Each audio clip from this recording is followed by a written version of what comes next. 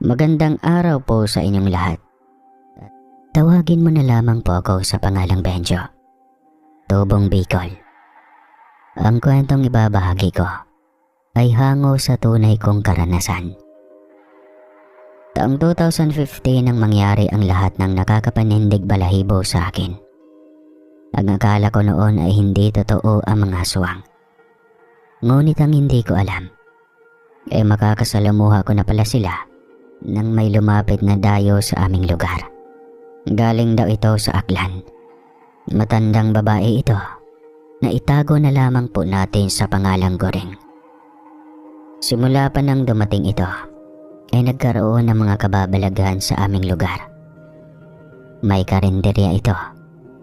Naging patok ito sa masa dahil sa kakaibang sarap at linamnam na mga tinitinda nitong ulam. At isa na ako sa magpapatunay nun. Oh, Benjo, kanina ka pa ba riyan? Pasyensya na't hindi kita naasikaso kaagad dahil maraming bumili. Ano bang sayo? Tanong ni Aling Goring. Ayos lang po, Ale. Medyo kakarating ko lang po, kaya hindi na ako nainip. Ano pa bang paninda dyan? Ngiting tanong ko. Eto. May bopes, kaldereta, pochero at dinuguan. At syempre, hindi mawawala ang pangmalakasang adobo na binabalik-balikan ng marami. Siguro po kaldereta na lang po muna, tsaka isang kanin. Sige, isang order. Dahil suki kita ay libre na ang kanin. Ngiting tura ni Aling Goring. Nagpasalamat naman ako at kumain na. Kapag talaga natikman mo ang kanyang luto, ay parang nasa ulap ka. Dahil sa sobrang linamdam. Sa totoo lang, Sir Casper, kahit paborito ko ang adobo, ay hindi ako makabili-bili. Hindi ko rin alam sa sarili ko, para bang may pumipigil sa akin na tikman iyon. Habang ako ay sarap na sarap sa pagkain, ay dumating ang asungot kong kaibigan na si Wilbert. Mabait na kaibigan kong iyon. Yun nga lang, may pagkakuripot at mahilig magpalibre. Pre, ang sarap naman yan. Wala ba ako dyan? Malawak na ngiting sambit nito habang takam na takam sa kinakain ko. Wala, bumili ka ng sayo. Masyado kang kuripot samantalang mas mapera ka kaysa sa akin. Dapat nga ikaw itong nanlilibre. Ani ko. Sige na nga. Bibili na ako ng sa akin. Ikaw talagang damot mo. Kunwaring pagtatampo nito. Ako naman ang libre mo, sige na. Pahabol ko pa. Natatawa na lang ako sa inaasta ng best friend ko. Dahil sa pagpapalibre ko, ay napakamot ito sa kanyang ulo. Tuwang-tuwa siya nang umupo sa tabi ko noong nakuha na ang kanyang order. O ito sa'yo, bopes. Basta akin tong kaldereta at adobo ha. Nito. Aba, at binili mo nga ako. Parang wala akong naalalang binili mo ako nito ha. Ngising turan ko. Pues, may naalala ka na. Kumain na tayo dahil kanina pa ako natatakam sa ulam na ito. Mukhang masarap to ah. Nyam nyam nyam nyam nyam nyam. Pinagmamasdan ko itong mabuti. Ang sarap niyang kumain. At natatawa pa ako nang mahirinan ito dahil sa sunod-sunod na pagsubo. Pare, pairam ng tubig. Dahan-dahan lang kasi. Hindi tatakbo ang pagkain. Grabe ka kasi. Paano ba naman pare, ang sarap ng luto ni Aling Goring. Parang sa tuwing matitikman ko ang kanyang luto, para akong nasa alapaap. Kilig na sambit nito. Loko. Baka mamaya niya si Aling Goring lang ang pinagpapantasyahan mo. Kaya nasasabi mo yan eh. Siguro may gusto ka sa kanya no? Bulong ko habang natatawa. Ay nako. Ikaw talagang kumag ka. Wala sa bokabularyo ko yung ganun ah. Kadirim putik. Habang nagbibiruan kami, ay may lumapit sa amin na isang matandang gusgusin. Hindi po sa nanguhusga ako. Masangsang talaga ang amoy ng pobreng matanda. Kaya naman, hindi ito nilalapitan ng sino man.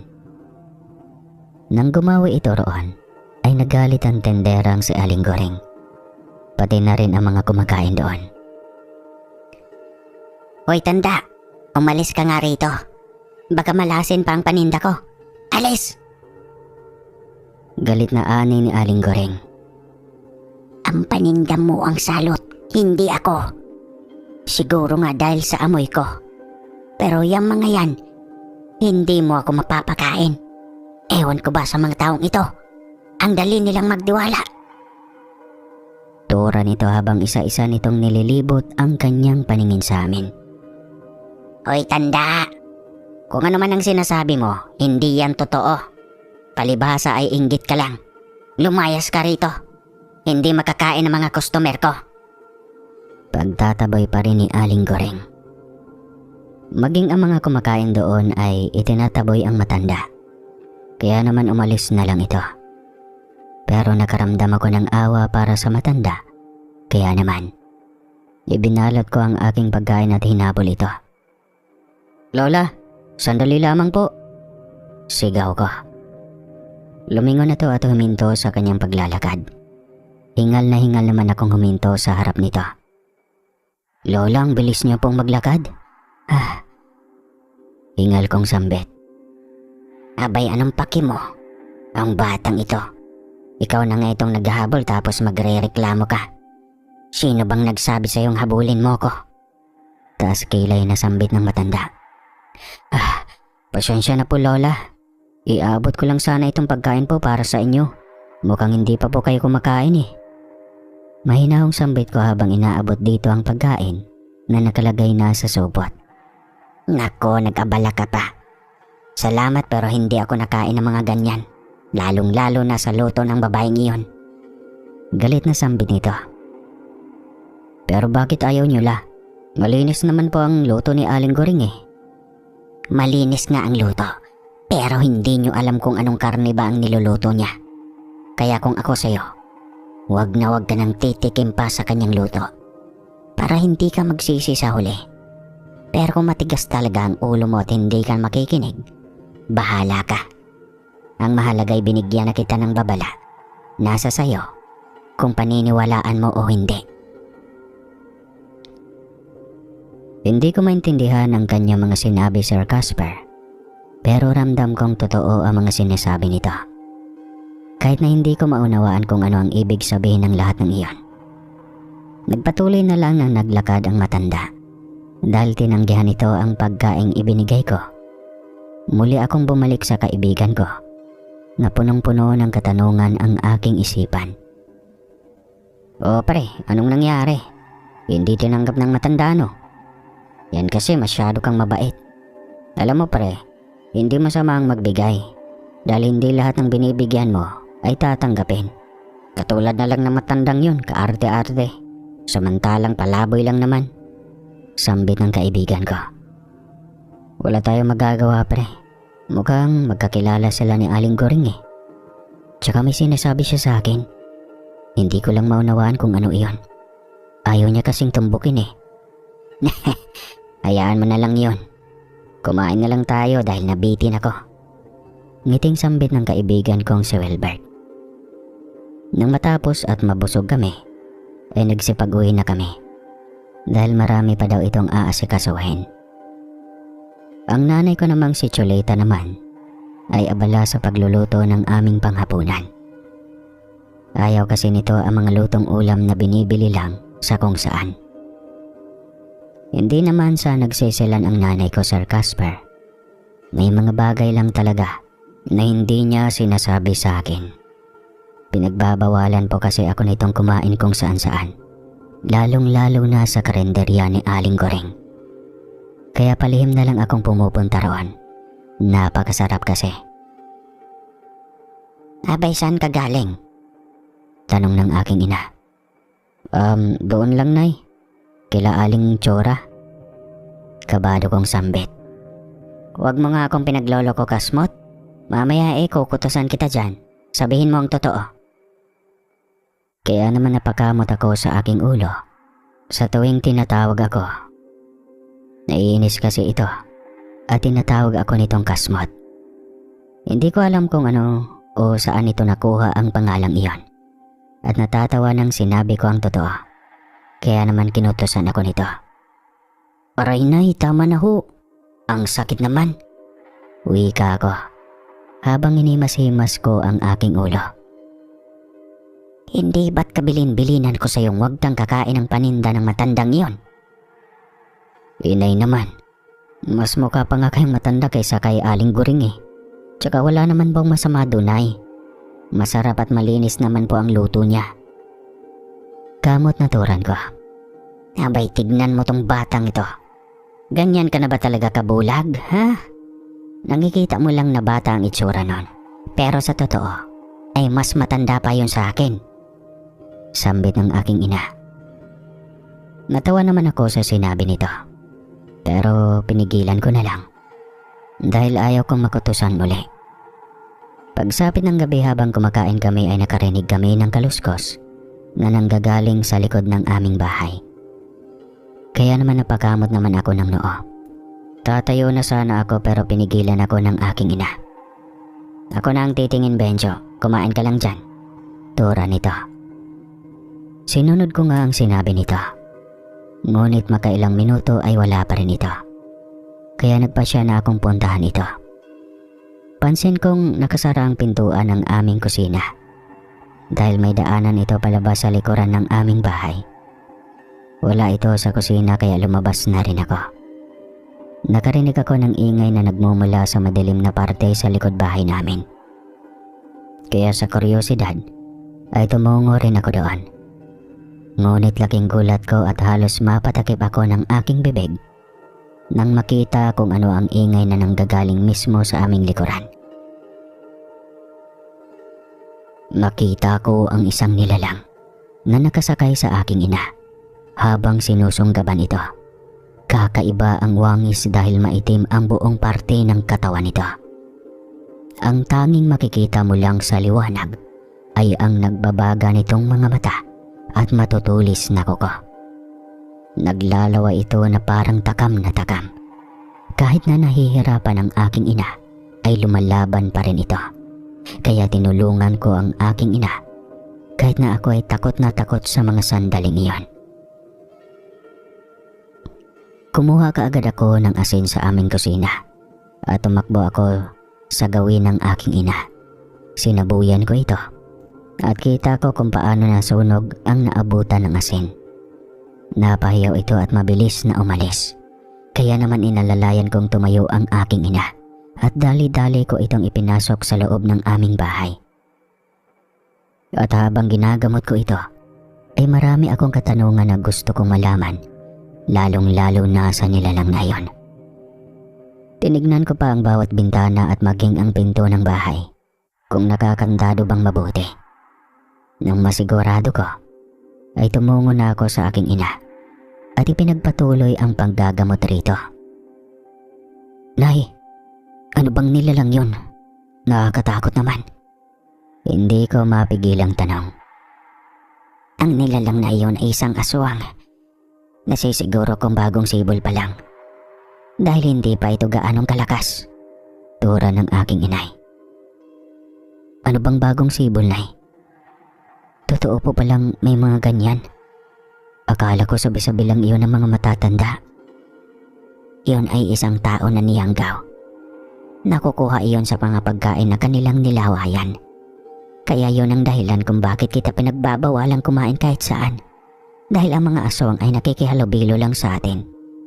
Kung wala kang kakayahan, ay kaya ka nilang manipulahin. Sambit ng aking ina. Tumango ako at pinagpatuloy ang panggagamot sa aking ina. Nang matapos, ay dinala ko na ito sa kanyang silid. At ako naman ay tumungo na rin sa aking silid. Hindi ako makatulog sa mga oras na yon. Dahil rumerehistro pa rin sa aking isipan ang mga kaganapan. Natatakot ako dahil baka bumalik ang nilalang na iyon. Hindi ko na alam kung anong oras na ako dinalaw ng antok. Nagising na lang ako tanghali na. Masakit ang ulo ko nang bumangon ako. "Oh, mabuti at gising ka na. Tinanghali ka yata?" tanong ng aking ina. "Oo, Nay. Medyo masakit ang ulo ko. Hindi kasi ako nakatulog ng maayos." "Sige na, magkape ka na riyan para mainitan ang sikmura mo. Siya nga pala, pabibilhin kita ng bawang. Naubusan na tayo. Kailangan natin iyon." Tura ng aking ina. "Sige po, Nay." Nang matapos akong magkape, ay kinuha ko na ang pambili sa aking ina. Pagkalabas ko ay una kong pinuntahan ang bahay ng kaibigan kong si Wilbert. Tinawag ko pa ito. Ngunit ang bumungad sa akin ay ang nanay nitong si Aling Elma. "Magandang araw po, Aling Elma. Nariyan po ba si Wilbert?" tanong ko. "Pasensya na, Benjo. Si Wilbert kasi may sakit. Hindi ko alam kung bakit." Nababahalang sambit ni Aling Elma. "Ano? May sakit? Samantalang kahapon magkasama lang kami. At wala akong nakikitang dahilan para magkasakit siya. Ang sarap nga po niyang kumain kahapon eh." Takang turan ko. "Ganoon ba? Kasi pag-uwi niya napansin kong hindi na siya lumalabas. Kaya pinuntahan ko. At yun nga, nalaman kong ang init niya at sumusuka siya." Turan pa rin ang ginang.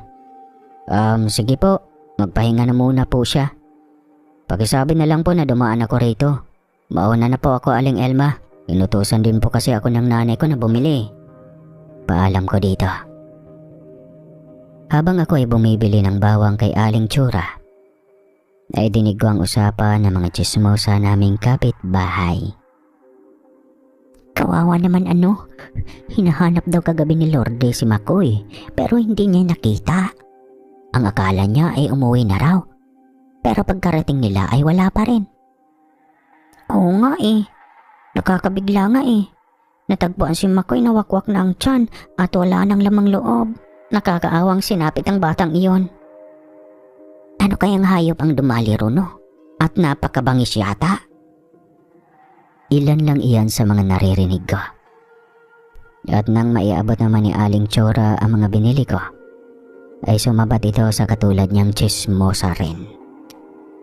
"Nako, hindi mabangis na hayop ang dumali sa anak ni Lourdes, kundi isang aswang. Ang sabi ay may nakasaksi raw umano sa nangyari." Ako naman ay kinalabutan sa mga oras na yon. Kaya naman nagmadali akong lumayo doon. Pag-uwi ko ay agad kong ikunento sa aking ina ang aking mga narinig. Kung ganon ay nakakain na nga ng tao ang bagong sibol. Kapag nagpatuloy pa, ay hindi na magagamot ang nayayanggaw na iyon. Uwi ka ng aking ina. Sasabihin ko sana kay Wilbert, inay, kaso may sakit daw eh. Ani ko. "Ano? May sakit? Abay, ang sigla nun ah." Yun nga rin po ang pagkaalam ko, nay. Kasi kahapon magkasama pa kami. Napakagana pa nga niyang kumain ng adobo ni Aling Goring eh. Mukhang alam ko na. Sige na, dalhin mo na iyan sa kusina. Uwi ka ng aking ina. Sinunod ko ang kanyang utos. Hindi na ako lumabas pa ng bahay ng araw na iyon. Dahil tinulungan ko na lamang ang aking ina sa mga gawaing bahay. At pagsapit ng hapon, ay nagsunog ito ng mga tuyong dahon. At ako naman ay inutusan itong isabit ang mga bawang sa bawat bintana at pinto ng aming bahay. At nagsaboy din ako ng asin sa paligid para mamatay ang lupa. Pagsapit ng gabi ay maaga kaming kumain at maaga ding nakatulog ang aking ina. Ako naman ay hirapang dinalaw ng antok. Habang lumalalim ang gabi, ay nakarinig ako ng mga alulong na mga aso. At maya-maya pa, ay nakarinig ako ng kaluskos na nagmumula sa labas ng aming bakuran. Kaya naman ay bumangon ako at tumungo ako sa bintana kung saan ay may maliit na butas doon. Sinilip ko kung ano ang kaluskos na iyon at napalunok ako ng aking laway. Nang makita kung sino ang may gawa ng ingay na iyon o ano. Walang iba, kundi para ito ang aswang na umatake sa aking inay noong nakaraang gabi. May kinakain ito, ngunit hindi ko maaninagan kung hayop ba o kung ano ang kinakain ito. Dahil sa parteng iyon ay napakadilim at hindi gaano nasisinaga ng buwan. Huminto ito sa kanyang pagkain nang dumako ang tingin nito sa bintana. Kaya naman, mabilis akong umalis doon at napahawak pa ako sa aking dibdib dahil sa kaba na aking nararamdaman. Diyos ko, hindi niya sana ako nakita. Sambit ko sa aking sarili. Maya-maya pa ay wala na akong naririnig na ingay. Kaya naman muli akong sumilip. Ngunit sa pagkakataong iyon ay wala na ang aswang roon. Marahil ay umalis na ito pagkatapos mabusog. Nung sumapit ang umaga ay nagising ako dahil sa ingay ng mga tao sa labas. Kaya naman bumangon ako at pagkatapos ay tumungo kung saan ay may mga nagkakagulong mga tao. Bumaliktad ang aking sikmura nang makita kung ano ang pinagkakaguluhan ng aming mga kapitbahay. Isang kawawang biik na kalunos-lunos ang sinapit dahil gutay-gutay na ang katawan nito at wala na rin ang lamang loob nito. Ang may-ari nito ay awang-awa, humahagulgol dahil sa sinapit ng kanilang alaga. Nakita ko naman doon ang palaboy na matanda. Isang aswang ang may kakayahang gumawa niyan. Bumalik na sila rito para maghasik ng lagim. Wika ng matanda. Naku Lola, ang lugar natin ay puno na ng kabahayan. Kaya wala na mga kagaya ng sinasabi mo. Ang maninirahan dito. Wika ni Aling Vilma. Yun ang akala nyo. Hindi pa ba sapat na ebidensya iyan? Wika ng matanda naman.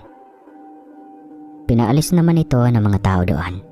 At sinasabi nilang nababaliw na ito dahil walang gustong maniwala rito. Nang umalis ito, ay sumunod ako para dito magtanong. Lola, sandali lang ho. Tawag ko. Humarap ito sa akin, kaya naman tumakbo ako patungo dito. Oh, ano na naman? Teka, namumukhaan kita. Ikaw yung nag-aabot sa akin ng isang araw ano? Kunot noong tanong nito. Oo la, ako nga po. La, pwede ba ako magtanong? Yung tungkol sa sinabi niyo ng mga aswang? Oh, interesado ka. Hindi mo ba nakikita at naririnig na hindi sila naniniwala sa mga sinasabi ko? Tapos ikaw tatanungin mo ako. Para saan pa kung hindi ka na rin maniniwala? Pagsusungit nito. Hindi naman sa ganun la. Naniniwala ako sa inyo. Nakita ko po kasi ang aswang na tinutukoy ninyo eh.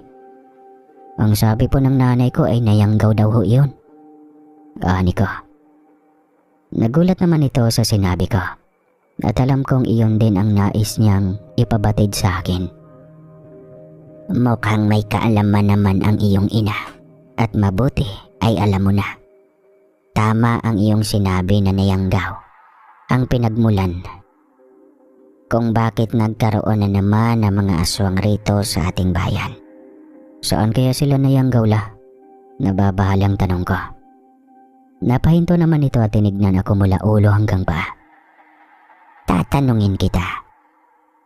Wala ka bang nararamdamang kakaiba sa iyong sarili? Tanong nito. Wala naman po. Bakit naman po, Lola? Kunot noong tanong ko rin. Hindi ba't kumakain kayo sa karinderya ng goring na iyon? Ang babaeng iyon ay isang aswang na nangyayanggaw na mga ordinaryong tao. Para magparami. Hindi ba't dayo lamang iyon dito? At alam mo bang galing iyon sa Aklan? Narito iyon para maghasik ng lagim dito sa atin. Seryosong sambit nito. Pero kung totoo iyan la, Bakit naman po hindi ako nayanggaw? Araw-araw din akong kumakain doon eh. Turan ko. Dahil mayroon siyang pangmalakasang paninda o putahe. At doon niya hinahalo ang kanyang laway na gagamitin niyang pangyanggaw sa mga tao. Nito. Napaisip naman ako sa sinabi ng matanda. Dahil ang mabilis sa paninda ni Aling Goreng ay ang adobo nito. At napatampal pa ako sa aking noo. Dahil ang pagkakaalala ko ay kumain noon ang kaibigan kong si Welbert. Lola, maaari din po bang nayanggaw ang kaibigan ko? Kung araw-araw din siyang kumakain doon. Mabili kasi ang adobo ni Aling Goreng at yun ang paboritong bilhin ng kaibigan ko. Pagkatapos nitong makarami ay nagkasakit ito. Nababahalang sambit ko. Kung ganoon ay nahawaan na siya. Ang unang-unang paglitaw ng kanyang pagiging aswang ay pagkakaroon ng mataas na lagnat. At ang ikalawa, kahit na anong ipakain mo sa kanya ay hindi niya kakainin. Dahil ang hahanap-hanapin niya ay ang hilaw na karne. Ang lahat ng kumain noon ay nasisiguro kung isa na silang mga aswang. Seryosong wika ng matanda. Hindi naman ako makapaniwala sa mga nalaman ko. Nagpaalam na ako dito at tumakbo ako patungo sa bahay nila Welbert. Kumatok ako roon. Ngunit ang bumungad ay ang nanay nitong si Aling Elma. Magandang araw po, Aling Elma. Kumusta na po si Welbert? Magaling na po ba siya? Nakita ko sa mukha nito ang takot at pagkabahala. At nagdalawang isip pa ito kung sasabihin o hindi ang nangyayari sa kanyang anak. Hindi pa magaling si Welbert. Benjo, may kakaibang nangyayari sa kanya. Parang hindi na siya yung anak ko. Nangangagat siya bigla-bigla at nangangalmot. At kung minsan pa nga ay naglalaway, namumutla din ang kanyang mga mata. Natatakot kami, Benjo. At sa gabi ay nakakawala siya sa pagkagatali. Nagugulat na lang kami pag uwi nito ay punong-puno na ng dugo ang bibig nito. Sa totoo lang natatakot na kami sa kanya. Hintakutan na tura ni Aling Elma. Hindi nga ako nagkamali sa hinala ko, Aling Elma. Hihingi ako ng tulong sa kakilala kong matanda. Alam ko na po kung ano ang nangyayari sa kaibigan ko. Ang mas mabuti pa ay ikadenan niyo muna siya para hindi kayo masaktan. Hindi ko na sinagot ang mga katanungan nito dahil mabilis akong nagpaalam at umalis na hinanap ko ang matanda. At nagawi ako sa karinderya ni Aling Goreng. Nakita naman ako nito at tinawag. Benjo, ngayon lang kita ulit nakita. Hindi ka ba bibili? Mukhang may hinahanap ka. Ngiting tanong nito. Tinulungan ko kasi ang nanay ko, pero busog pa po ako eh. Tsaka may hinahanap nga ako, yung kaibigan ko. Baka ako narito lang sa inyo kumakain eh. Ani ko habang kunwari ay hinahanap ito. Nako, yung kaibigan mo. Ang balita ko ay may sakit daw yon. Sa bagay uso yon ngayon. Kaya hindi katakataka kung magkasakit ang kaibigan mo. Kung ako sa'yo ay bumili ka na lang para naman may ulam ka mamayang gabi. Ang kaso adobo na lang ang natira eh. Ngiting wika ni Aling Goreng. Nagdalawang isip naman ako kung bibili ako o hindi. Pero naisip ko na kinakailangan ko iyon para malaman ko kung totoo ba ang binibintang dito ng matanda. O sige ho. Pabili po ako ng isang order. Para mamaya hindi na ako kinakailangan pang mamroblema sa uulamin ko. Kamot ulo kong sambit. Masaya naman ito dahil bumili ako. Pinagmamasdan ko lang ito. Ngunit wala akong makitang kakaiba sa paraan ng pagtakal nito. At hindi ko makikitang tinutuluan ito ng kanyang laway. Kaya kahit ganun ay hindi ko alam kung maniniwala ba talaga ako sa matanda o hindi. Nang matanggap ko ang binili ko, ay nagpaalam na ako dito na uuwi na ako. Pero ang totoo ay hahanapin ko ang matandang si Lola. Hanggang sa matagpuan ko ang bahay nito sa dulo ng kakahuyan. Nag-iisa lamang iyon. Nakakatakot ang paligid at mukhang madilim. Kaya naman hindi ko alam kung tutuloy pa ba ako o hindi. Pero naisip kong wag na lamang tumuloy sapagkat malapit ng magabi. Kaya naman, umuwi na lamang ako. Pagkarating ko sa aming bahay, ay nakita ako ng aking ina na may daladalang ulam. Kaya naman nagtanong ito. "Oh, saan na naman galing yan?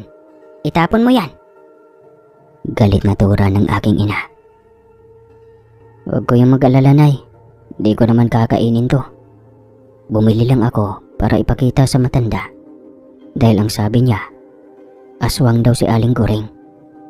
Gusto ko lang malaman kung totoo nga at dadalhin ko to sa kanya." Pag-aamin ko. "Ano ang matandang tinutukoy mo?" "Yung palaboy yung matanda. Baka kilala niyo iyon, Inay." "Wala akong kilalang matandang palaboy dito sa atin. Ang mas mabuti pa ay huwag mo nang kausapin ang matandang iyon.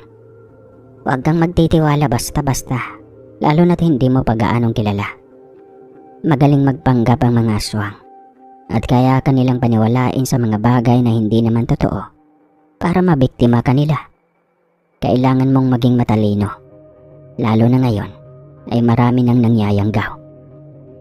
Bili ng aking ina. Naguguluhan ako sa sinabi ng aking ina at pagkatapos ay kinuha niya ang daladala kong ulam. Sinundan ko naman ito. Nakita kong isinali niya ito sa mangkok at dinala sa aming mesa. May dala na rin siyang kalamansi. "Akala ko ba na hindi natin kakainin yan?" Kunot noong tanong ko. "Hindi naman talaga natin kakainin yan dahil may gagawin ako dito. Ipapakita ko sa iyo kung paano mo malalaman kung niyayanggaw ka ba o hindi nang nagbigay sa iyo o pinagbilhan mo ng pagkain." Sambit nito.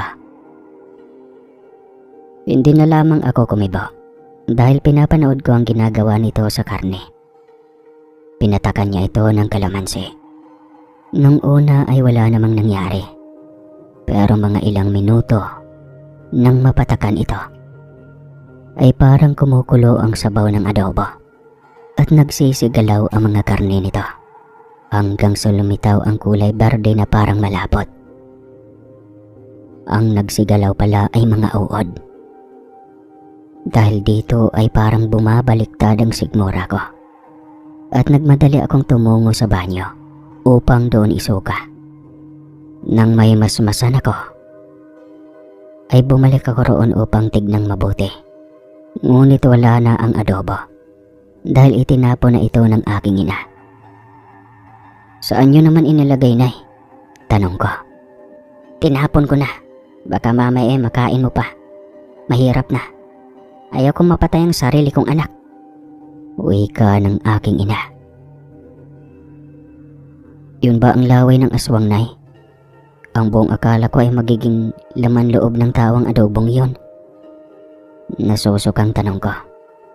"Oo, iyon ang laway ng aswang. Mayroon din na hinahaluan nila ng lamang loob ng tao. Ngunit madali lang magamot iyon kapag karne ng tao ang ginagamit nilang pangyanggaw. Kaya naman mas pabor sila sa kanilang laway dahil mas matalab kung iyon ang kanilang gagamitin." Paliwanag ng aking ina. Kung ganun, nagsasabi ng totoong matanda na isang aswang si Aling Kuring. Sambit ko. Huwag kang maniniwala base sa mga nakikita at nalaman mo. Dahil hindi lahat ay totoo. Maaring hindi si Goring ang aswang. Makahulog ang wika ng aking ina. At pagkatapos ay pumasok na ito sa kanyang silid. Ako naman ay naiwan ng punong-puno ng katanungan nang ako ay bumalik sa aking ulirat ay tumungo na rin ako sa aking silid. At sa pagkakataong ito ay maaga akong natulog. Pagkasapit ng umaga ay muli kong dinalaw ang kaibigan ko. At sa pagkakataong iyon ay sinama ko ang aking ina. At nang makita namin ang kalagayan ni Wilbert ay nakaramdam ako ng takot. Dahil noong tangkain ko itong kausapin ay para bang hindi na ako nito makilala. May paraan pa ba magamot ang anak ko, Chulita? Alam ko na alam mo na nayayanggaw ang anak ko. Natatakot ako na kapag nalaman ng mga kapitbahay natin ay patayin siya. Nag-aalalang sambit ni Aling Elma. Alam ko, huwag kang mag-alala. May alam akong albularya na maaaring makatulong sa atin upang magamot si Wilbert. Ngunit kailangang hindi siya makakain ng sariwang karne. Dahil kahit gamutin niya ang iyong anak, ay maaaring hindi na yan niya magamot pa. Kung ganoon, ay dalhin na natin si Wilbert sa kanya. Natatakot ako na baka lalong lumala pa siya. Baka sa susunod ay kami na ang kanyang biktimahin kapag hindi na niya kami makilala. Dumito muna kayo. Pupuntahan ko lang siya ngayon din. Ikaw, Benjo, samahan mo dito si Aling Elma mo, ha? Bili ng aking ina. Tumango naman ako. Nang umalis na ang aking ina, ay umupo kami malapit sa silid ni Benjo. Pinagmamasdan ko lang ang kaibigan ko at nakaramdam ako ng awa para dito. Maging si Aling Elma ay naaawa na rin sa kanyang anak. Ilang sandali pa ay dumating na ang aking ina at kasama na nito ang tinutukoy niyang albularya. Ngunit ang mas nakakabigla ay kasama nito si Aling Goring. Nay, bakit kasama niyo po si Aling Goring? Hindi makapaniwalang tanong ko dahil kasama niya ito. Siya ang kakilala kong magaling na albularya. Tsaka wag kang mag-alala sa kanya. Hindi siya aswang. Tsaka na namin ipapaliwanag sa iyo ang lahat kapag gumaling na ang iyong kaibigan. Turan ng aking ina. Tinungo na nga ni Aling Goring at ng aking ina si Wilbert. Mula sa daladalang bag ni Aling Goring ay may inilabas itong isang bote na may mga ugat ng halamang gamot. Kailangan niyang maisuka ang lahat ng kanyang kinain, wika ni Aling Goring. Hirap pa itong mapainom si Wilbert dahil nagpupumiglas ito at nagwawala. At nang mapainom ito ni Aling Goring ay dinasalan niya ito. At ilang sandali pa ay sumuka ito ng napakarami. Mula sa suka niya ay nagsilabas ang lahat ng kanyang mga kinaing mga parte ng tao. Kaya naman muli akong nagtatatakbo palabas at doon isinuka ang lahat. Hindi na ako muling bumalik pa dahil hindi ko na kaya ang aking mga nakikita. Maya-maya pa ay nagsilabasan ni sila sa silid ng kaibigan ko. Sa ngayon ay yun pa lang ang kaya kong maitulong. Marami na siyang nakain. Mukhang lumapit na sa kanyang katawan ang laway ng aswang, wika ni Aling Goring. Maraming salamat, Goring, dahil pumayag kang dito mo siya gamutin. Habang ako ay pinagmamasdan lang sila, nang magpasalamat si Aling Elma, ay dumako ang tingin nila sa akin. Alam kong naguguluhan ka, anak. Hindi aswang si Goring. Isa siyang albularya, wika ng aking ina. Pero inay, nakita niyo naman po ang binili kong ulam sa kanya. Tsaka, bakit po kayo nagtitiwala sa kanya?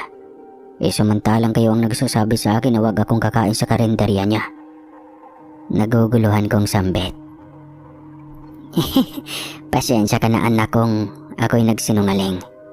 Kailangan namin gawing iyon para makilala kung sino ang aswang na nangyayanggaw dito sa atin. Hindi niya paninda ang adobong iyon. Ang hinala naman ay inalalaga iyon ng aswang nang hindi napapansin ni Goring. Sambit ng aking ina. Tama iyon, Benjo, dahil ang totoo ay ang matandang tunay na aswang. Pinagmamasdan lamang kita at alam kong minamanipula ka niya. Napaniwala ka sa lahat ng kanyang sasabihin. Pero ang totoo ay gusto kanyang hawaan. At alam ko rin kung sino ang hinahanap mo kahapon. Balak mo sa kanyang dalhin ang binili mo sa akin. Ang akala ko ay tutuloy ka. Kaya lalapitan sana kita para pigilan nun. Pero nakita kong hindi ka tumuloy. Kaya nakahinga ako ng maluwag. Mahabang paliwanag ng matanda. Kung ganoon, ang matandang iyon ang tunay na aswang. Hindi makapaniwalang ani ko. Tumango sila ng aking ina at pagkatapos ay pinagtapat nila ang totoo sa akin na magkapatid silang dalawa. Lumuwas daw ng Manila si Aling Goreng dahil nabalitaan raw na may mga aswang na namang naghahasik ng lagim sa aming lugar. Maya-maya pa ay nagpaalam na itong umalis dahil babalikan niya pa raw ang kanyang mga paninda. At baka daw may magpanggap na namang tendera ang magbenta sa mga tao roon. Kami naman ng aking ina ay umuwi na. At sa pagsapit ng gabi ay nakarinig na naman kami ng kaluskos na nanggagaling sa labas ng aming bakuran. Nang masilip namin kung ano ang ingay na iyon, ay nagulat kami kung sino iyon. Isang matandang babae na naglalaway ng kulay berde at nagbabaga ang mga mata. Buhagag din ang buhok nito at mahaba din ang mga kuko nito. Iyan ang matanda, Benjo. Kailangan mong magtago dahil alam na niyang alam mo kung ano ang totoo. Sambit ng aking ina. Di ba hindi naman siya makakapasok dahil may mga nakasabit na bawang at nagsaboy na rin tayo ng asin sa paligid, Nay. Kahit na, hindi natin alam kung gaano siya kalakas. Ang mabuti pa ay kunin mo na lang ang buntot pagi sa ilalim ng papag. Nakatago iyon sa isang kahon na nakabalot sa itim na tela. Mabilis ko itong sinunod at natagpuan ko nga ito. Namangha ako dahil parang latigo lang iyon. Dali-dali ko lang iyong inabot sa aking ina at pagkatapos ay pinakuha ako nito ng itak. Para raw may panlaban ako kung sakaling makapasok ito sa loob ng aming bahay. Benjo, lumabas ka riyan. Sumama ka sa akin. Sasabihin ko sa iyo kung sino ang totoong aswang. Huwag kang maniwala sa kanila. Sambit nito. Huwag kang makinig sa kanya, Benjo. Minamanipula niya ang iyong isipan. Pumikit ka at takban mo ang iyong tenga. Bili ng aking ina. Umupo ako at sinunod ko nga ang aking ina. Tawag ito ng tawag. Ngunit pilit ko itong hindi pinapakinggan. Tama iyan, anak. Hindi mo siya pinapakinggan. Hintayin mo ako dito. Ako na ang lalabas para harapin siya. Huwag na po, inay. Baka po marami sila. Dito ka na lang sa loob. Huwag kang mag-alala. Hindi naman ako lalabas talaga. Papaalisin ko lang iyan. Kita mo kung papaano magpalit ng anyo ang aswang na iyan. Nagpapanggap siyang isang matanda. Tura ng aking ina. Wala naman akong nagawa nang lumabas ang aking ina at narinig ko kung ano ang kanilang pinag-iusapan. Sino kayo? Nakakabulahaw kayo ng ingay niyo. Dinig ko ang tanong ng aking ina. Si Benjo, nasan? Kailangan ko siyang makausap. Nako, pasensya na ho kayo.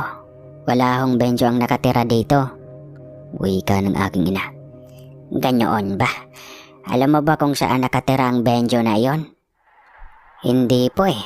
Hindi ko rin kilalang tinutukoy ninyo. Pasensya na, Lola. Ang mabuti pa ay umuwi na kayo. Delikado sa labas ngayong oras. Pagbukasin nyo na lamang po ang paghahanap sa kanya. Wika ng aking ina. Ilang sandali pa ay umalis na nga ito. Kaya naman pumasok na sa loob ng aming bahay ang aking ina. At ikinandado niya itong mabuti. Hindi na ba siya tutungo dito, Nay? Tanong ko. Hindi ako nakakasigurado. mahirap linlangin ang kagaya nila. Batid kong hindi ito naniniwala sa akin. Kailangan muna nating manuluyan sa tianggoring mo. Doon magiging ligtas tayo pansamantala. Hindi naman kami nakatulog ng gabing iyon dahil binabantayan namin kung sakaling bumalik ang matandang iyon. Pagsapit ng umaga ay naunang tumungo ang aking ina at ibinilin ako nito kung sakaling makasalubong ko ang matanda ay magpanggap lamang ako para hindi nito malaman na alam ko na ang totoo. Hindi nga ako magkamali, Sir Casper, dahil nang makasalubong ko ang matanda ay may ngiti sa kanyang labi. "Oh, Benjo, mabuti at nakita kita. Marami nang nakakaalam na siguring ang aswang. Mamayang gabi ay susunugin siya ng mga tao para mawala na ang salot dito sa atin." Ngiting tura ng matanda. Dahil doon ay nakaramdam ako ng takot. Marahil ay nililin lang niya ang mga tao para paniwalaan siya. "O ano, sasama ka ba mamaya? Abay kailangan mong sumama dahil ang kaibigan mo ay nayanggaw niya." Tumango na lang ako at nagpaalam. Nagmadali naman akong tumungo sa karinderya ni Aling Goring at naabutan ko itong nagbebenta. Naroroon din ang aking ina. Pasimple kong sinabi kay Aling Goring ang mga nalaman ko. "Huwag kang mag-alala, hindi mangyayari iyon. Dahil ngayon pa lang, ay alam na ng ating mga kabarangay kung ano ang totoo." Tura ni Tita Goring. Gulong-gulo ang aking isipan sa mga nangyari, Sir Casper. Ngunit unti-unti ko itong napagtanto pagsapit ng gabi. Nung sumapit nga ng gabi, ay nagsimula na nga ang aming kabarangay na magtipon-tipon. At sa pagkakataong iyon, ay sumama ako. Dahil iyon ang bilin din sa akin ng tiyahin na si Aling Goring. May mga dalang sibat ang karamihan sa amin. Ang iba ay mga sulo. At nakita kong kasama doon ang matanda na tuwang-tuwa sa kanyang mga balak. Nang marating namin ang bahay ni Tia Goring, ay lumabas ito. At maanga na tinanong kung ano ang ginagawa ng mga tao roon. "Huwag ka nang magmaang-maangan, Goring. Alam naming ikaw ang aswang na naghasik dito ng lagim." Tura ng matanda. "Aba, mukhang napaniwala mo na sila ha. Ang galing mong magmanipula." Ngising turan ni Goring. "Huwag ka nang magsinungaling dahil bistado ka na. Ako mismo ang magpapatunay na isa kang aswang. Dahil ako ang nakasaksi kung paano mo niyanggaw ang mga tao." Sigaw ng matanda. "Talaga ba? Sa tingin mo ba ay kaya mong manipulahin ang mga tao? Sige na, itali niyo ang matandang iyan. Ngayon din." Galit na tura ni Tia Goring. Laking gulat ang matanda nang hawakan siya ng mga tao. Ngunit nagpumiglas lang ito. Dahil sa sobrang lakas, lumabas ang tunay nitong anyo. At halos ay lahat ay nabigla. Bago pa ito magkatakas ay natamaan ito ng sibat na bumaon sa kanyang likuran. Halos bumuluwak ang dugo nito nang tumakas ito. "Huwag niyo siyang sundan. Baka mapahama kayo. Ang mabuti ay magpahinga na kayo. Ang importante ay alam ninyo kung sino ang tunay na aswang. Ang mahalaga ay mag-ingat kayo para wala na siyang mabiktima." Wika ni Tia Goring. "Maraming salamat, Goring. Mabuti na lamang ay hindi kami naniwala sa pakulo ng matandang iyon." Tura ng aming mga kapitbahay. Nang gabing iyon ay umalis na sila upang magsiuwian. Ilang araw nang mangyari iyon ay sinigurado ng aming mga kabarangay na wala na itong mabibiktima. Ang mga nayanggaw ay isa-isang hinanap. Ang iba ay madaling nagamot ni Tita Goring. Pero ang kaibigan ko ay nananatili pa rin ginagamot. Ang akala nga namin noon ay magiging maayos na ang lahat dahil umalis na ang matanda. Ngunit mali pala kami. Isang araw noon galing ako sa bahay ng kaibigan kong si Wilbert. Dahil dinalaw ko ito habang ako ay naglalakad ay nakita ko ang matanda na nakasilip sa malalago at nagtataas ang damo na matalim ang titig sa akin habang nakangisi ito. Kaya naman mabilis akong tumungo sa mataong lugar. Hindi ako makapaniwala na hindi ito tunay na umalis. Kaya nagkaroon ako ng takot na baka muli itong magasik ng lagim sa aming baryo. Nagmadali akong umuwi sa amin at agad ko itong ipinagbigay alam kay inay at kay Tia Goring. Nagulat naman ang mga ito. Kung ganon ay hindi siya umalis sa lugar na to. Nanganganib tayong lahat. Dahil ngayong nagpakita na siya, ay nasisiguro kung muli itong mambibiktima. Mag-iingat kayo dahil nariyan lang sa paligid ang matanda. Bili ni Tia Goring. Ibabalita natin ito sa lahat nang sa ganon ay makapaghanda sila. Wika ng aking ina. Tumango naman ang aking ina at pagkatapos ay isinarado na nito ang bintana. Kaya naman tumulong na rin ako habang si Tia Goring naman ay nagsaboy ng asin sa labas ng bahay habang sinasambit nito ang orasyon. At nang matapos ito ay muli itong pumasok sa loob upang ikandadong mabuti ang pinto. Nakita ko ang palatandaan na sasalakay sila ngayong gabi. Kukunin kanila Benjo. Hindi sila titigil hanggat hindi sila nakakagante sa amin ng iyong ina. Tura ni Tia Goring. Kung ganoon po, Tia, ay kailangan ko ring tulungan kayo. Hindi naman po pwedeng maging mahina ako, Tia. Baka po mapahamak pa po kayo nang dahil sa akin.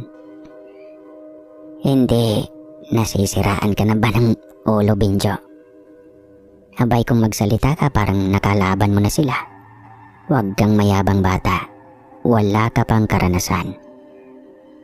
Suway ni Tia Goring habang natatawa. Ay, si Tia talaga oh. Masyado niyo akong minamaliit. Siyempre kung kinakailangan, isasantabi ko ang takot ko. Nako, tumigil ka na. Sumasakit lang ulo ko sa'yo. Ang mas mabuti pong gawin ay ihanda mo na ang ating makakain. Wika ng aking ina. Napakamot naman ako sa aking ulo nang sinunod ko ito. Habang kami ay kumakain, nang makarinig kami ng kaluskos at ingay sa labas. Hihinto na sana ako sa pagkain, pero pinigilan ako ng aking ina. Ituloy mo ang pagkain mo. Masamang tinatalikuran ang grasya. Hayaan mo lang kung ano ang iyong mga naririnig. Hindi sila makakapasok dito. Tura ni Tia. Pero Tia, anumang oras ay maaari nila tayong pasukin. Nangangamba kong sambit. Ang akala ko ba ay matapang ka? Di bakit para ngayon ikaw ang nababahag ang buntot? Abay mahiya ka naman sa iyong yumaong ama. Galit na wika ng aking ina. Inay, hindi naman po ako si tatay eh. Sambit ko. Pinatigil naman ako ng aking Tia Goring at sinaway ako nito. Dahil dinig namin ang mga nangyayari sa labas. Nang matapos kami ay ipinaligpit pa rin sa akin ng aming pinagkainan. Kaya naman napakamot na lang ako sa aking ulo. Dahil sa ganong sitwasyon ay nananatili pa rin silang kalmado. Nang matapos ako ay sumilip na rin ako sa labas at nakita ko nga ang matanda. May mga kasama na itong kaori niya. Mukhang mapapalaban tayo, Chulita. Ikaw, Benjo, ngayon mo sabihin na kaya mong harapin ang mga aswang na iyan. Ani ni Tia Goring. Hindi naman ako nakasagot dahil alam kong hindi ko kakayanin ang mababangis na katulad nila. Ang aking ina naman ay inihanda na ang kanyang sandata at iniabot sa akin ito ang sibat at maraming asin. Si Tia Goring naman ay nagsabit ng bawang sa kanyang leeg at maging ang aking ina. Tia, paano ako? Kunot noong tanong ko. Abay, ang laki mo na, kaya mo na yan. Tura naman ng aking ina. Dahil dito ay mabilis akong tumakbo patungong kusina at pagkatapos ay kinuha ko kaagad ang mga bawang at inilagay ko ito sa aking bulsa. Napakagastos naman nila. At pagkatapos ay muli akong bumalit kung saan naroroon ang aking tiyahin at ang aking ina. Tinignan lang ako ng mga ito at pagkatapos ay muli itong nagseryoso. Ilang saglit pa ay dinignan namin na may umakyat na sa aming bubungan. Ngunit pagtungtong pa lang ng mga ito ay bigla na lamang silang naghihiyaw hanggang sa masunog. Na ikinagulat naman ng matanda at mga kaori nito. Mukhang nagulat sila, ngiting wika ng aking ina. Marahil ay gano'n na nga. Ngunit hindi tayo maaaring magpakampante dahil tuso din ang kagaya nila. Lalong-lalo na ang matandang iyon. Tugon naman ni Tia Goring sa aking ina. Hindi kung gano'n ay naghihintay lamang sila ng sandali bago sumalakay dito sa loob ng ating bahay. Ngayon ay kailangan na nating umalis rito. May daan naman sa likuran eh. Parang natatakot na sambit ni inay. Hindi, mas delikado kung lalabas tayo. Kahit anong mangyari ay lalaban tayo. Siguradong nakapalibot na silang lahat sa labas ng ating tahanan. Wika naman ni Tia Goring. Habang sila ay nag-uusap, ako naman ay nagmamasid lang sa labas. At kita ko kung papaano sila unti-unting lumalapit sa aming tahanan. Hanggang sa magsalita ang matanda. Goring, alam kong nariyan ka lang. Ibigay mo sa akin ang hinihingi ko kung gusto niyo pang mabuhay ng iyong mahal na kapatid. Wika ng matanda. Hindi ako sanghunghang gurang. Bakit ko ipagkakanulo ang aking pamangkin? Alam ko kung anong gusto mong gawin sa kanya. Hindi ka magtatagumpay. Galit na wika ni Tia Goring. Kung ganoon ay kukunin ko siya sa ayaw at sa gusto niyo. Nakita ko kung papaano niya utusan ang mga kauri niya na umatake sa amin. Hanggang sa magpalit ito ng anyo bilang mababangis na aso. At ang iba ay nag-aanyong manananggal. Dinig namin ang kanilang pag-angil hanggang sa sinubukan nilang pasukin ang aming tahanan. Ngunit ang bawat lumalapit ay nasusunog hanggang sa unti-unti nilang natutuklap ang aming bubungan. Paano na yan, Tia Goring? Mukhang makakapasok sila dito. Kailangan na natin silang harapin dahil kung papasukin nila tayo ay mas lalo tayong dihado dahil dito ay wala na tayong pag-asa na makatakas pa. Kaya lumaban na tayo. Pero tiya, masyado silang madami para labanan natin. Kunin mo ang gaas na nakatago sa ilalim ng lababo at kunin mo ang lighter. Bilis! Tura nito. Agad ko namang sinunod ang inuutos ni Tia Goring. Nang makuha ko ay lumabas si Tia Goring at isinaboy sa ibang aswang ang gaas na amin namang ikinagulat. At pagkatapos niya itong sindihan, ito ay binato niya ito sa mga aswang. Mabilis na nasunog ang mga aswang. Kaya naman binato niya ang may mga laman ng gaas sa mga nagkukumpulang aswang. At nasunog rin ng mga ito. Dahil dito ay umaangil ng ubod lakas ang matanda hanggang sa pumasok na si Tia Goring. Kahit papano ay mabawasan natin sila. Kailangan nating maghanda. Dahil mas nagalit na sila. Ilang sandali pa ay dinig na namin ang unti-unting pagtuklap ng bubungan sa kabila. Kahit na ang ilan sa kanila ay nasusunog dahil sa asin na sinasaboy namin. At nang magtagumpay sila na makapasok, lalo na ang isang aswang, kaya nakipagbundo kaagad si Tia Goring at natalo niya ang isa sa mga aswang na pumasok. Hanggang sa unti-unti na ngang nagsipagpasukan ang iba pa. Kaya naman nagtago kami at inihanda ko na ang asin na isasaboy ko sa kanila sa sandaling sila ay makapasok. Nang makapasok na nga ang ilan sa kanila, ay sinabuyan ko kaagad ito ng asin. Naghuhumiyaw naman sila sa sakit hanggang sa sila'y masunog. Si Tia Goring at ang aking ina naman ay nagpasya ng lumabas at harapin sila. Inay, Tiya, huwag niyo naman akong iwan dito. Ang daya ninyo. Sigaw ko. Paglabas ko ay nagulat ako sa aking napagmasdan. Dahil ang lahat ng aswang ay nakapalibot na sa amin. Maging ang matanda na pinuno ng mga aswang. Ano Goring?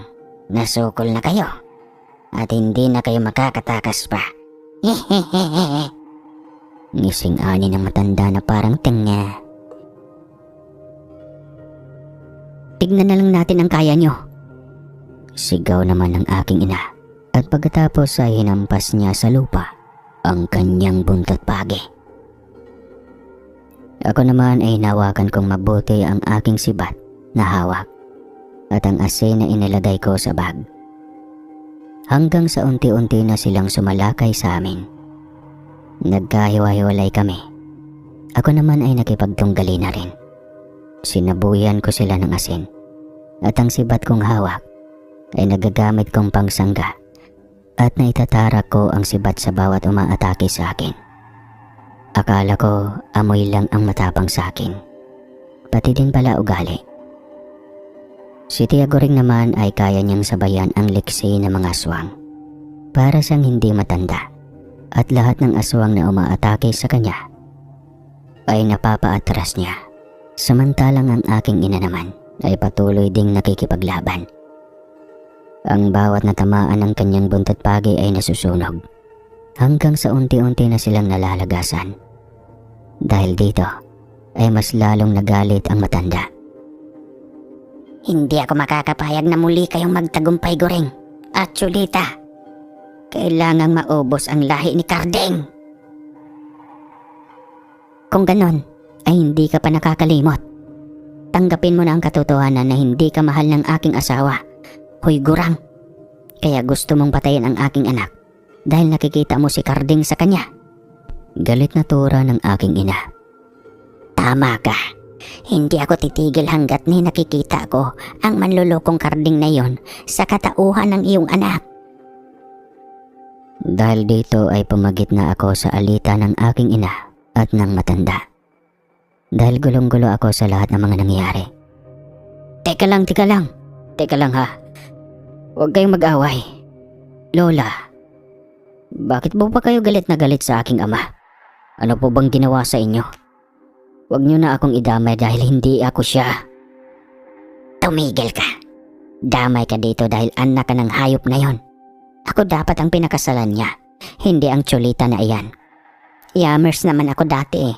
Hindi katulad sa mama mo na labandera. Pero yung mama mo pa rin ang pinili. Lola naman, mas matanda pa ho kayo sa aking nanay eh. Hindi ko akalaing malakas pala ang apil ng aking tatay. Kaya naman pala nagmana ako doon eh. Mag-move on ka na Lola. Sigurado naman natuyo na yan eh. Tumigil ka Benjo, ang hangin mo na naman. Suway ng aking ina. Tumigil na kayo. Tapusin na natin ang laban na ito. Para sa'yo, ang laban na ito. Wow, wow. Umatake ito kasama ang iilan niyang kauri. Muli kaming nakipagtunggali sa mga aswang hanggang sa matanda na lang ang natira. Nagsitipagtakas na ang mga kasamahan niya. 3 kaming lumaban dito hanggang sa ito ay matalo. Ito na ang huli mong hininga, Maribel. Matanda ka na, magpahinga ka na, at amoy lupa ka na. Galit na tura ng aking ina. Walang kaano-ano itinarak niya ang sibat sa dibdib ng matanda hanggang sa ito'y mamatay at mailuwa ang binhi. Kinuha naman ito ni Tia Goring at pagkatapos ay binasag niya ito. Nang masunog ang matanda, nakahinga na kami ng maluwag. Nalaman ito ng mga kabarangay, kaya naman labis ang kanilang pasasalamat sa amin. At nakakapagtaka daw dahil hindi naririnig nila na may nagtutunggali na pala sa gitna ng gabi. Hanggang sa lumipas ang 1 linggo nang mangyari yon. Muling bumalik si Tia Goring sa pagtitinda, katulong kami ng aking ina. Hanggang sa 1 buwan na nga ang nakalipas, ay mas lalong lumago ang karinderya ni Tia Goring. At kasabay nun, ang panggagamot nito sa kaibigan kong si Wilbert. Hanggang sa maisukan nito ang lahat ng dumikit sa katawan nito na laway ng aswang.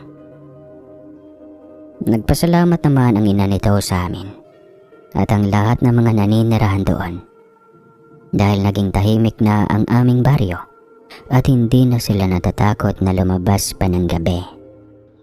Wakas ng kwento. Hanggang sa muli.